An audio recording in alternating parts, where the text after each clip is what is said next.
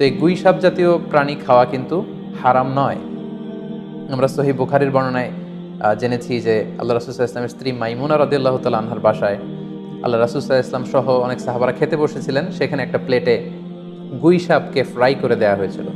তো রাসূল সাল্লাল্লাহু আলাইহি ওয়াসাল্লাম খেয়াল না করে সাধারণ গোশত মনে করে সেখানে তিনি হাত দিচ্ছিলেন। তখন অনেক সাহাবারা, মহিলা সাহাবারা বললেন, ইয়া রাসূলাল্লাহ, এটা তো দব, এটা তো গুই সাপ। এই কথা শুনে আল্লাহ রাসূল সাল্লাল্লাহু আলাইহি ওয়াসাল্লাম সেখান থেকে হাতটা সরিয়ে নিলেন। তো এই দৃশ্য দেখে খালিদ ইবনে ওয়ালিদ রাদিয়াল্লাহু তাআলা আনহু উনি জিজ্ঞেস করলেন, ইয়া রাসূলাল্লাহ, গুই সাপ খাওয়া কি হারাম? হারামুন আদ-দাব্বু ইয়া রাসূলাল্লাহ, আপনি যে হাত সরিয়ে নিলেন, গুই সাপ খাওয়া কি হারাম? আল্লাহ রাসূল সাল্লাল্লাহু আলাইহি ওয়াসাল্লাম বললেন যে না, গুই সাপ খাওয়া হারাম নয়, তবে আমি এটা খেয়ে অভ্যস্ত নই, আমাদের এলাকাতে এটা পাওয়া যায় না, এজন্য আমি এটা খাচ্ছি না। তাহলে বোঝা গেল এক্ষেত্রে এটা রুচির সাথে সম্পৃক্ত। সো গুই সাপ হালাল বলে যে গুই সাপ আমাদেরকে খেতে হবে, ষান্ডা আমাদেরকে খেতে হবে, এমন কোনো কথা নেই। আপনার যদি রুচিতে কুলায় আপনি খাবেন।